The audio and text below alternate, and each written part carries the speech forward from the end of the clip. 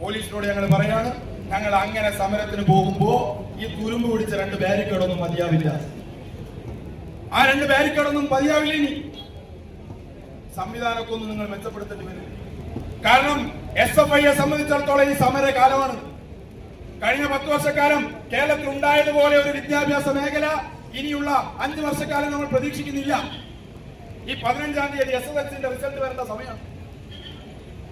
എല്ലാ കൊല്ലവും മാന്യമായിട്ട് കഴിഞ്ഞ 10 വർഷങ്ങളിൽ റിസൾട്ട് പ്രഖ്യാപിച്ചിട്ടുണ്ട്. 10 കൊല്ലം മുമ്പുണ്ടായിരുന്നു അബ്ദുറബിന്റെ കാലത്ത് സ്കൂൾ വരാന്തയിൽ മഴ പെയ്തപ്പോ കയറി നമ്മളി പശുവിന് പുള്ളേപ്ലസ് കിട്ടിയ കാലം. ആ കാലം നമ്മൾ 10 കൊല്ലമായി കണ്ടിട്ടില്ല. എന്നാൽ ഇപ്പോ വരുന്നത് 15-ാം തീയതി ഈ റിസൾട്ട് പ്രഖ്യാപിക്കാൻ വിദ്യാഭ്യാസ മന്ത്രി ആരാണ് എന്നറിയില്ല. വിദ്യാഭ്യാസ മന്ത്രി ഉണ്ടാകണമെങ്കിൽ ആദ്യം മുഖ്യമന്ത്രി ഉണ്ടാവില്ലേ? മുഖ്യമന്ത്രി ഇല്ല. മുഖ്യമന്ത്രിക്ക് വേണ്ടി തല്ലുകൂടുന്ന വിദ്യാഭ്യാസ മന്ത്രിയില്ലാത്ത ഈ നാട്ടിൽ ജൂൺ ജൂലൈ മാസമൊക്കെ ആയി കഴിഞ്ഞാൽ റിസൾട്ട് കൃത്യമായി പബ്ലിഷ് ചെയ്യുമെന്നും പാഠപുസ്തകം കിട്ടുമെന്നും ഞങ്ങൾക്ക് ഇപ്പോൾ പ്രതീക്ഷ. ഞങ്ങൾ ആരെയും നേരത്തെ ജഡ്ജ് ചെയ്യുന്നൊന്നുമില്ല. ഭരിക്കാനുള്ള അവസരം ജനങ്ങൾ നൽകിയ മാൻഡേറ്റാണ്.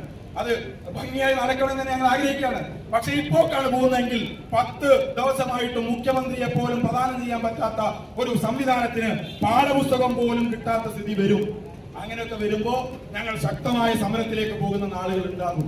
അപ്പോഴേക്ക് പ്രിയപ്പെട്ട പോലീസുകാരെ, നിങ്ങൾ ഈ തുരുമ്പൊഴിച്ച് ഈ ബാരിക്കേഡൊക്കെ മാറ്റണം.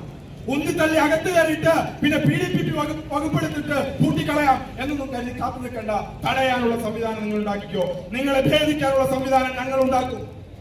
കേരളത്തിലെ SFI എന്ന മഹത്തായ വിദ്യാർത്ഥി പ്രസ്ഥാനത്തിന്റെ സമരം എന്താണെന്ന് ഇനിയുള്ള ദിവസങ്ങളിൽ നമ്മൾ അറിയും.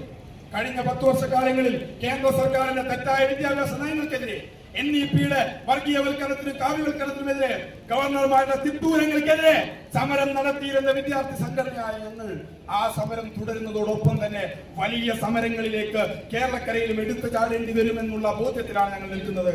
ആ സമരത്തിന് സജ്ജമാണ് കേരളത്തിലെ SFI എന്ന് തെളിയിക്കുന്നതാണ് ഇന്നത്തെ ഈ സമരം.